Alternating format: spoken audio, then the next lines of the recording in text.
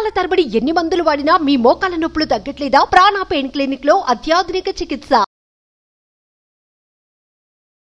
నమస్తే, welcome to Suman TV. ప్రస్తుతం మనతో పాటు ఉన్నారు family counsellor, motivational speaker, public speaker Rajani Rama గారు. మేడంతో మాట్లాడదాం. నమస్తే మ్యామ్. నమస్తే నవీన. మేము కోల్కతా అభయ కేసు అంటే మరి ఇది ఎన్ని రోజులకి ఇలా వెళ్తుంటుందో తెలియదు, కానీ సందీప్ ఘోష్ ఎవరైతే ఆర్జికర్ హాస్పిటల్ ఎక్స్ ప్రిన్సిపల్ ఉన్నాడో సిబిఐ ఇన్వెస్టిగేషన్ ఎప్పుడైతే ఫాస్ట్గా స్టార్ట్ చేసింది, ఎందుకంటే సెప్టెంబర్ 17కి నివేదిక ఇవ్వాలన్నారు. కొన్ని కారణాల వల్ల అది ఆగి అక్టోబర్ 1 వరకు పెండింగ్ చేశారు దాన్ని. సో ఈ మధ్యలో సిబిఐ బాగా ఇన్వెస్టిగేషన్ చేస్తుంది, ఇంట్రోగేషన్ చేస్తుంది. హాస్పిటల్ నుంచి మరొక వీడియో అయితే రావడం జరిగింది. అంతకుముందు మనం హాంకాంగ్ కేసు గురించి మాట్లాడుకున్నాం.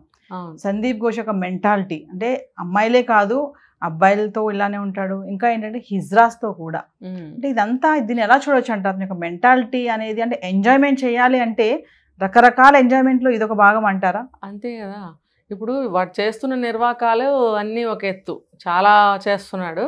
అంటే అక్రమాలు కానీ, అవినీతి కానీ, ఇంకా ఏదైనా రకరకాలు ఉన్నాయి కదా వాడు చేసే స్కామ్లు. అంటే వీడు ఏమంటారంటే ఒక మనసు ఎట్లా ఉంటుందో ఆ పనులు అలా ఉంటాయి, ఆలోచన ఎలా ఉంటుందో, వాడి యాటిట్యూడ్ ఎలా ఉంటుందో, వాడి ప్రవర్తన అంటే వాడు చేయాలనుకున్నది కూడా అలాగే ఉంటుంది. అంతే కదా, మైండ్ని బట్టి ఉంటుంది. అంటే దీనివల్ల మనకేం అర్థం అవుతుందంటే మీరు అడిగినట్టు వాడి మెంటాలిటీ అటువంటిది. అంటే క్రూయల్ అనే తర్వాత చెప్పుకుందాం, ఎందుకంటే ఇప్పుడు ఇవన్నీ చేశాడు కాబట్టి వాడు క్రూరమైన మనస్తత్వం అని మనం అనుకున్నాం. దానికంటే ముందు వాడేంటంటే మనం హాంకాంగ్ కేసు ఒకటి చెప్పుకున్నాం. హాంకాంగ్లో మేల్ అంటే మేల్తో కూడా వాడికి ఇంట్రెస్ట్. ఇప్పుడు అమ్మాయిలతో చేస్తున్నాడు, ఓవరాల్గా ఎక్కువగా అమ్మాయిలతో అని మనం విన్నాం. వాళ్ళతో బిజినెస్లు కానీ వాళ్ళతో ఇవన్నీ కానీ చేస్తున్నాడు. కాకుండా మళ్ళీ ఇప్పుడు ఇక్కడ హిజ్రాతోటి అంటే ఏంటి, ఇది ఎలా ఉంటుందో, అది ఎలా ఉంటుందో, ఇది ఎలా ఉండంటే రకరకాల అన్ని ఎంజాయ్మెంట్లు కావాలి వాడికి. అంటే వాడి వయసు ఏంటి, వాడు ఉన్న పొజిషన్ ఏంటి, ఒక డాక్టర్, అసలు డాక్టర్కి ఉన్న విలువ దెబ్బతో పోయింది. మొన్న నేను హాస్పిటల్కి వెళ్తే నాకు ఆర్జికర్ మెడికల్ కాలేజే గుర్తుకొచ్చింది, హాస్పిటలే గుర్తుకొచ్చింది. ఎందుకనంటే ఇక్కడ కూడా రెనోవేషన్ చేస్తున్నారు. నాకు అది ఏదో సినిమా చూసి వస్తే అవే కళలు వస్తాయంటారు కదా, లేకపోతే ఏదైనా ఒక భయం పట్టుకుంటే అలాంటి కళలే వస్తాయని అంటారు కదా, అలాంటి భావన, ఆ ఫీలింగ్ అనేది నాకు వచ్చింది. హాస్పిటల్ మొత్తం రెనోవేట్ చేస్తున్నారు. ఒక వాష్రూమ్ దగ్గర ఒక వాష్రూమ్ దగ్గర రెనోవేట్ చేస్తున్నారు. పేషెంట్స్ తిరుగుతున్నారు, వస్తున్నారు. నైట్ అయిపోయింది, నైట్లో ఇంకెవరు ఉండరు, ఒకళ్ళిద్దరు తిరుగుతున్నారు. నేను ఉండవలసి వచ్చింది. నాకు చచ్చే భయం వేసింది. భయం అంటే ఇది ఆర్జికర్ హాస్పిటల్ గుర్తుకొచ్చింది నాకు. అంటే అన్నీ అలా ఉండవు, కానీ ఒక బ్యాడ్ ఇంప్రెషన్ అనేది తీసుకొచ్చేసారు జనంలో.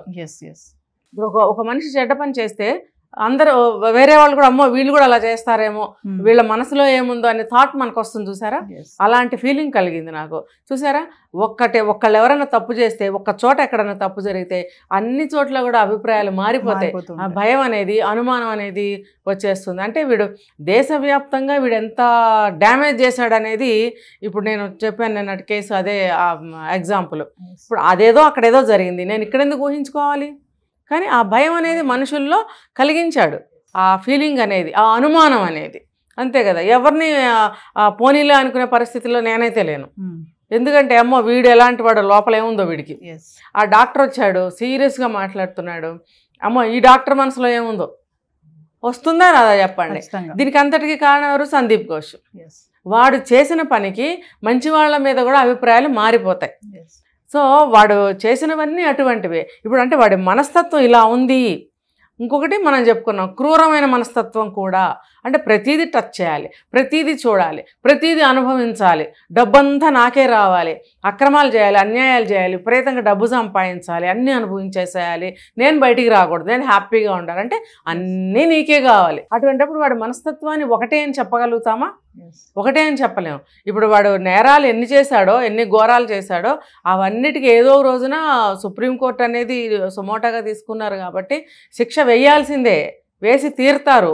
కానీ ఇప్పుడు జరుగుతున్న ఇప్పుడు 3 months 90 days వరకు రిమాండ్లో ఖచ్చితంగా ఉంచుతారని అనుకుంటున్నారు. రిమాండ్లో ఉంచిన తర్వాత ఎంత తేలిన తర్వాత కదా ఛార్జ్షీట్ ఫైల్ చేస్తారు. వీడికి తేల్చేది ఎప్పుడు? అంటే అన్ని కేసుల్లాగానే ఇది కూడా నిదానంగా మెల్లగా అయినప్పుడే అవుతుందిలానే మరి సుప్రీంకోర్టు ఎందుకు సుమోటాగా తీసుకుంది? Yes. ఇప్పుడు వీడి హిజ్రాలతో ఏంటి పని, వీడి మనస్తత్వం ఏంటనేది అంచనా చేయలేకపోతున్నారా? మరి సిబిఐ వాళ్ళు సెకండ్ సైకిల్ మళ్ళీ స్టార్ట్ చేసి మళ్ళీ ఇన్వెస్టిగేషన్ చేసి మళ్ళీ కొత్త క్లూస్ ఇస్తే కూడా ఏమి చేయలేకపోతున్నారు, మరి నిరూపించలేకపోతున్నారు. ఎందుకు? వీడికి అంత అండాదండ.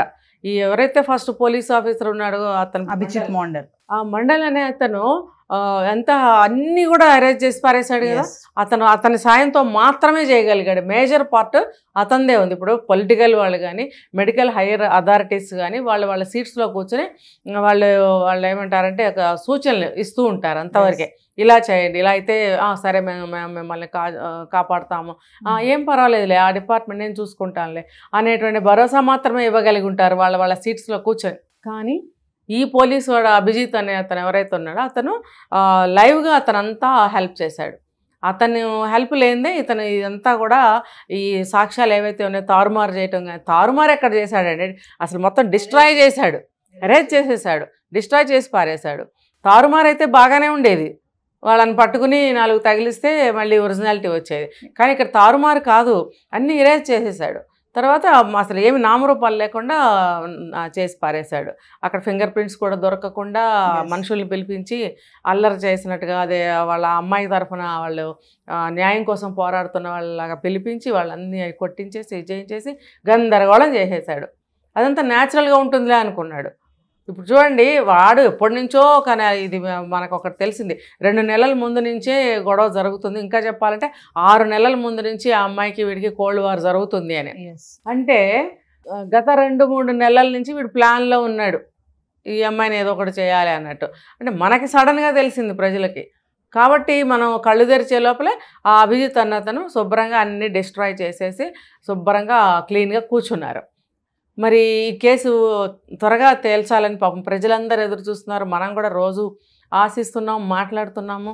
ఇది త్వరగా న్యాయం జరగాలని నాకు కూడా చాలా అభిలాషగా ఉంది. అయితే సిబిఐ కూడా మేడం చాలా అంటే లోతుగా వెళ్ళి ఇన్వెస్టిగేషన్ చేయడం అయితే చేస్తుంది. ఇంకా ఎక్కడి నుంచి ఎలాంటి పాయింట్స్ తీసుకురావాలి, ఎవరిని ఇన్వెస్టిగేషన్ చేస్తే ఎలాంటి క్లూ దొరుకుతుంది మనకి అనే నేపథ్యంలోనే ఇప్పుడు ఈ హిజ్రాస్తో కూడా వీడికి సాంగత్యం ఉంది అనే విషయం కూడా తెలిసింది. ఆ హిజ్రాస్ కూడా వెళ్ళి కంప్లైంట్ చెప్పారంట సిబిఐకి. ఇప్పుడు ఆ పదవిలో ఉన్నాడు ఒక డాక్టర్, వాడు కట్టలు విసిరేస్తూ ఉంటుంటాడు. మరి వాళ్ళకి కావాల్సింది అదే కదా. వాళ్ళు కూడా వాళ్ళకి కావాల్సింది డబ్బు ప్లస్ మగవాడి సాంగత్యం.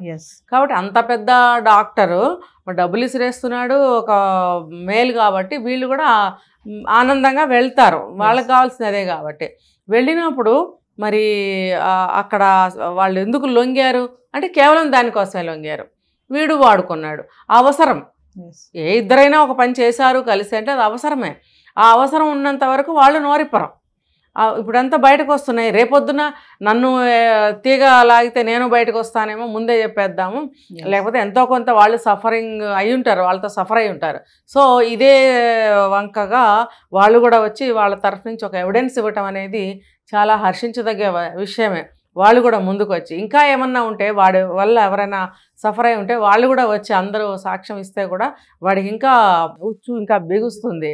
ఇంకా ఏంటంటే ఇన్ని సాక్ష్యాలు దొరికిన తర్వాత కూడా వీళ్ళేంటి అవి దొరికాయంట, ఇవి దొరికాయంట, ఇలా అంట, అలా అంటాలు పక్కన పెడితే అది చేశారా భయ్, నువ్వు అది ఎందుకు బయటికి లాగలేకపోతున్నావు? ఇప్పుడు ఒక చెత్త తీసుకుని వెళ్ళే అతను ఉన్నాడు, ఆయన వెయిట్ ఇంత తీసుకెళ్తాము 7 to 15 kgs, ఈ బాడీకి సంబంధించిన పార్ట్సే మూటలు కట్టి పడేస్తే మేము తీసుకెళ్తాము అని చెప్పినప్పుడు అసలు అది ఎందుకు బయటకు వచ్చినాయి? అసలు అలాంటి పార్ట్స్ బయటికి రావాల్సిన అవసరం ఏంటి? నువ్వు పోస్ట్ మార్టం చేస్తే అవన్నీ బయటకు వస్తాయా? ఎవరికైనా తెలిసే విషయం ఇది. పోస్ట్ మార్టం చేస్తే అవన్నీ బయటకు ఎందుకు వస్తాయి? అసలు రావు. ఒకవేళ ఆ వర్క్ జరిగేటప్పుడు ఒకవేళ అటు ఇటు జారినా చేసినా మళ్ళీ ఇన్సెక్ట్ చేసి స్టిచెస్ వేయడం అలాంటివి చేస్తారు టెంపరీగా, డెడ్ బాడీయే కాబట్టి. కానీ ఇలా బయటకు వచ్చేయడము, అవేమో ఎక్స్పైర్ అయిపోవడము, డస్ట్బిన్లో వేయడం వరకు వస్తుందా? మరి అలా అయితే ప్రతి హాస్పిటల్లో రావాలి కదా. ప్రపంచంలో ఎన్ని హాస్పిటల్స్ ఉన్నాయో ప్రతి హాస్పిటల్లోనూ గార్బేజ్ తీసుకెళ్లే వాళ్ళు రావాల్సిందే. మరి ఎవరైనా ఇలాంటి చెప్పారా? మనకి తెలిసిందా? లేదు. అంటే వీడొక్కడే ఇలా చేశాడు కాబట్టి ఆ నేరం అక్కడ జరిగింది అనటానికి చాలా స్ట్రాంగ్ ఎవిడెన్స్ అది. వాళ్ళు ఎవరు, కన్సర్న్స్ ఎవరు, ఏ టైంలో జరిగింది, ఎవరు ఉన్నారు అక్కడ, అంతా ఎవరు ఉంటారు అని అన్నీ అందరికీ తెలిసింది. ఆ గ్రూప్ ఉంటారు కదా, డాక్టరు, అటెండరు, చేసేవాడు, వాళ్ళు వీళ్ళు గ్రూప్ ఉంటుంది. తీస్తే రాదండి బయటికి, ఎంతసేపు పడుతుంది? మరి అవన్నీ కూడా తేలితే అసలు అది ఒక్కటి చాలు వీడిని పట్టుకోవడానికి. సందీప్ ఘోష్ చుట్టూ ఉచ్చు అయితే గట్టిగా బిగుస్తుందని అనుకోవచ్చు అంటారా మేడం? బిగుస్తుంది, బిగవాలి కూడా. ఆ బిగిసిన దాన్ని బిగించి ఇంకా బిగించాలి. ఎందుకనంటే వాడి బయటికి రావడానికి వీల్లేదు. ఇప్పుడు పెద్ద పెద్ద హస్తాలు ఉన్నాయి, పెద్ద పెద్ద సపోర్ట్స్ ఉన్నాయి. అంత పెద్ద సపోర్ట్లో నుంచి శిక్ష వేయటం అనేది నేను అనకూడదు ఇంకా. కాబట్టి అటువంటి వాడిని వదిలేస్తే ఏముందండి, పులి కొంచెం దెబ్బ తగిలిన తర్వాత మళ్ళీ రికవర్ అయ్యి పంజా విసిరితే ఎలా ఉంటుంది, అలా ఉంటుంది అన్నమాట. కాబట్టి ఇది ఎంత త్వరగా అంటే అంత త్వరగా అని నేను చెప్పలేను. ఎందుకంటే వాళ్ళు కూడా లాగుతూనే ఉంటారు వాళ్ళకి కావాల్సినంత టైం వరకు ఇన్వెస్టిగేషన్లో. అది ఎప్పటికీ తేలేనో ఏమిటో మనకి తెలియదు. ప్రజలందరూ అయితే చాలా వెయిట్ చేస్తున్నారు, జస్టిస్ కోసం అయితే ఎదురు చూస్తున్నారు మేడం. Thank you. సుమన్ టీవీలో మీ పర్సనల్ అండ్ బిజినెస్ ప్రమోషన్స్ కోసం కింది నెంబర్కి కాంటాక్ట్ చేయండి.